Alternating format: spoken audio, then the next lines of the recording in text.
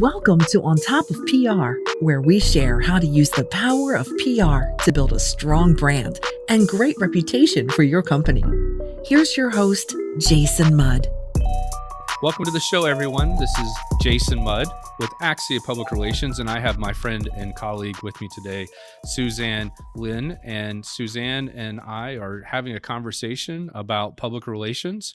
And welcome to the show, Suzanne. Thank you, Jason. I'm so glad to be part of it. When you said that we could kind of set the foundation of what Axia is about, I was all over it because you have some big players that you've worked with, and to be able to share that messaging with other PR experts, and you're thinking about American Airlines, right? And Budweiser. I think you've got Dave and Buster's on your list, and H&R Block. I mean, we could go through Pizza Hut, Verizon. Like this is an impressive resume, and they each have their own story about how you did messaging and helped them with PR stuff. Well, thanks, Suzanne. Yeah, for sure. I think I've had the great opportunity to work with a lot of strong brands and brands that are household names, but I've also had the privilege of working with companies that, most people don't know because they're big players in their niche space, or they're heavily involved in industries that you and I don't spend a lot of time in. And I'll tell you, it's always interesting to work with great companies and great clients. And I really feel blessed at our agency that we have the opportunity to work with so many great companies. So are you working with only companies that are very well established and have already made their way and their brand known pretty well in the United States? No, actually, they could be a rising company or a growing company who will soon be going national.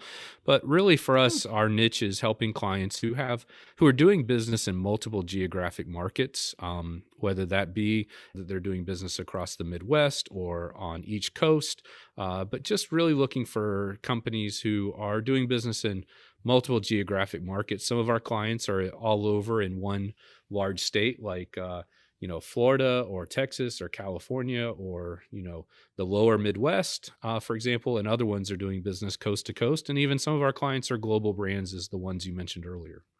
Jason, I think there might be a little bit of confusion for the general public as to what a PR company does, because I think you can get a real gray area into marketing and advertising. Can you speak on that? I've had many companies come to me over the years and say, especially when we're dealing with somebody in operations or in sales, even they'll say, "Look, I'm not really sure what PR is, but I know it's what Hmm. we need right now." And so I think Really? that's often a Wow. really interesting way of kind of looking at PR. I define PR as problem solving and communicating about it, or solving problems through communications. But there's so many kind of keywords and ways to describe PR. And it's very broad. I mean, PR could be anything from lobbying and putting on fundraisers and putting on events and golf tournaments. That's not the type of PR we practice. Our expertise is really in news, social, and web. So helping our clients get on the news, helping our clients manage their social media, helping our clients manage their website and their web content, and using that content to attract traffic and leads and referrals to their website. Hmm. So that's really the space that we tend to play in. But public relations can mean a lot of things to a lot of people. But again, for us, we like to look at it as really solving problems through communications. And those problems might be that a brand is obscure or unknown in the marketplace, or there's confusion or misunderstanding between who they are and what they do. And so we're really looking to help companies use PR as a way to build a strong brand and a great reputation in their community. With so many industries, are there any that you focus on, like maybe construction? We do have four areas we typically focus in, and those would be with construction companies, as you mentioned, professional services companies, consumer services, and what we also call kind of home services. And then we also specialize in companies who are franchising and offering franchise opportunities. But that said, we have clients that don't quite fit into those buckets. And I would say what's very fascinating to me is how we can identify and solve communications issues and challenges for a client who might be, say, Suzanne, in healthcare, who is dealing with an issue that eventually makes its way into our other clients who are in retail or in manufacturing who haven't had to deal with this issue. But because we're an agency and because we're advising companies in multiple geographic markets and in multiple industries, we're actually come to the table to offer our clients the value of, oh, we've already dealt with this for another client who's in another industry, whose industry regulations are ahead of yours in this area. And that has proved to be extremely valuable to our clients, to where we can say, yeah, we tackled this already. We dealt with it already. A perfect example of this would be around 2004, which, seems like forever ago. We were helping Blue Cross and Blue Shield begin to communicate and deploy topics related to HIPAA and helping with patient privacy and medical records, et cetera. And, eventually that starts making its way into other industries where, now we hear a lot of talk about privacy. We hear a lot of talk about, protecting cybersecurity and protecting people's personal files and data. And so with our experience with those types of compliance and regulation, we're already familiar with it in advance of it really impacting more industries. And so, we've been able to really kind of guide our clients through issues before they even see them, or advise them that something's coming around the corner, because we're seeing it in other industries. And I think that's very valuable to them. You're listening to On Top of PR with your host, Jason Mudd. Jason is a trusted advisor to some of America's most admired and fastest growing brands. He is the managing partner at Axia Public Relations, a PR agency that guides news, social, and web strategies for national companies. And now, back to the show. So, okay, I have to ask you, I'm standing here looking at my papers, and it's, Axia, that's the name of your company. Where did that come from? Well, the short story is that Axia is the Greek word for value or trusted. And so we like to think of Axia being a valued or trusted partner to our clients. That's where the background of the name comes from. But as we were forming our agency, we were looking for names that represented kind of who we are and what we do. And as we looked at our kind of our core values and the benefit of what we're offering to clients, that's how we just kind of stumbled upon the word Axia, and we liked it because this company is a lot more than just Jason Mudd. And I think that's very important for our employees to sense that as a team, and for our clients to sense that as well, because I'm not involved on every account. I'm certainly touching every team member in some way, by mentoring them or attending kind of strategy sessions that we have. But, we're a team of talented experts, and I think it's important for them to feel like they're included, even if, their name isn't Axia per se. But we are Axia together as a team, and everything we do, we want it to be about a team effort. If you had to say what the heart of the mission is, what would you say? My personal mission at Axia is really to focus on attracting, developing, retaining, innovating, and leading top PR talents and the clients that come along with that. So I've always believed that great clients get great work. And I think that it takes, a combination of having the right people in the right seat, the right team, the right clients, and ultimately the right work. And when all three of those come together nicely, it's really to the benefit of the agency, the employees, the shareholders, and more importantly to the clients. So, if you think of it like a Venn diagram, we're all working together to get to the end result.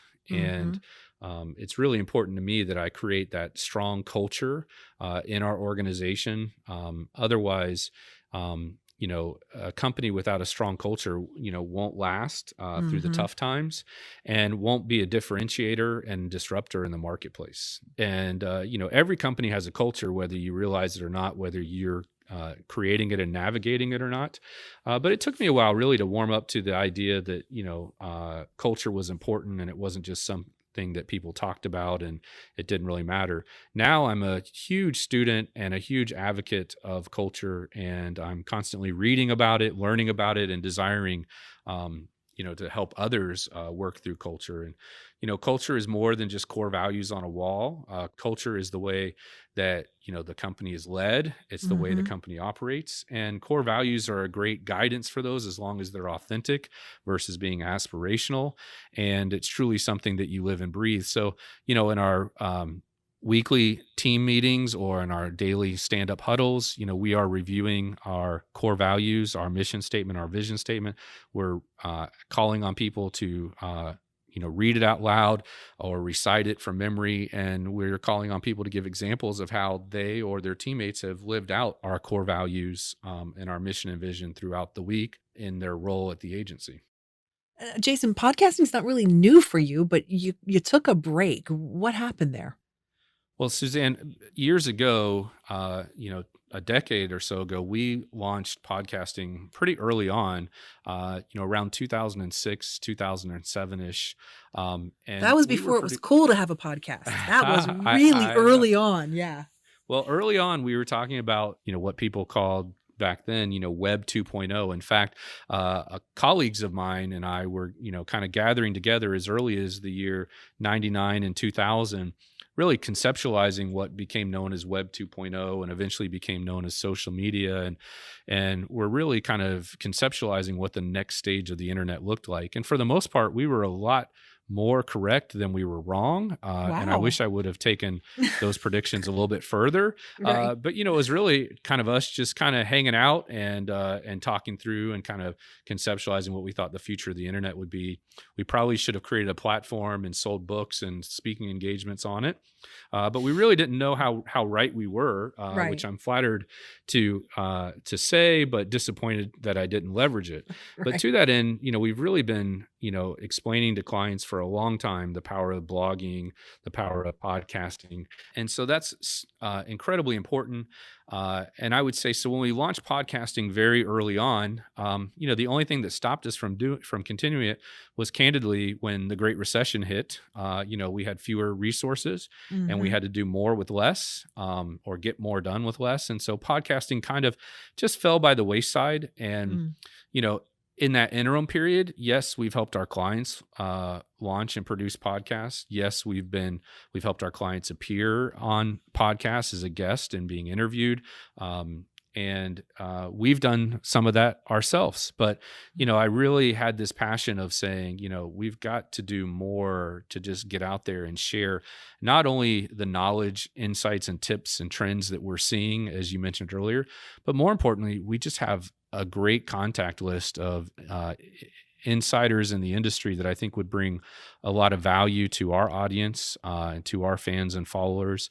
And I wanted to open up a platform that enabled us to reach out to those folks and give them, our platform or their own platform to really share their story and Mm. get the word out there about a lot of the great work that's being done in the industry, whether it's conceptual and innovative or whether it's real and practical and applicable tips and techniques that a company can borrow or optimize for their own needs. And so I want to take this Rolodex of great clients that we've worked with, great contacts in the industry and associations, and really put our audience in front of them and them in front of our audience, and let's just see what can happen together. And I think it's an exciting time to do this. It's something that I've devoted time and resources on my team to pull off. And I'm excited to see this be very helpful to those who take the time to invest in tuning in. Jason, it's gonna be great. You've got a lot of unbelievable guests that are coming up, and I'm glad that you came back to podcasting, but I gotta tell you, your classic podcast, they were good. They really rocked. You guys did a great job. I mean, the quality and the information you put out still evergreen, still important. Yeah, thank you. And maybe we'll resurrect some of those and put those back out there a little bit for people to consume. But it was fun at the time when we did those. Again, I think it was around, you know, 2000. 2008 when we did it. And, we were really just taking the content that either we already had and repurposing it for audio, or we were taking the conversations we were having internally and turning them into, kind of value driven content that would be helpful to those that are, working in the corporate marketing department who either don't have an agency, or maybe their agency, isn't quite thinking big picture as we are oftentimes, or a way for our clients to really connect with us, while they're on the treadmill, while they're walking on the beach, Hmm. while they're commuting, or maybe they're on a road trip or on a plane or waiting at the gate for their next flight. Believe it or not, I'll listen to podcasts while I'm swimming laps at the pool, and I don't know anybody else who does that. No, I've It's a never little heard intense, that. but occasionally I'll put in these waterproof Bluetooth headsets that I have, Cool. and as long as the lifeguards aren't playing their own music, it seems to work pretty well. I found that sometimes the speakers of the lifeguard is playing my podcast while I'm swimming, and that's not fun for anybody. So occasionally I'll have to not do that while I do Right. swim. But there's just something about getting out and from behind the computer and still feeding your mind. I'm always intellectually curious, and I think my circle of friends and those that I enjoy doing business with are also very curious individuals who are constantly consuming news and insight and content, and then thinking through that and applying some of it, and just kind of observing others Hmm. while they're at it, and eventually putting it to work in the way that works for them. That's all for this episode of On Top of PR. Using the power of PR, your company can build awareness, trust, and consideration among your ideal audiences. Be sure to visit axiapr.com to check out free resources, including webinars, ebooks, and our PR Hack of the Week.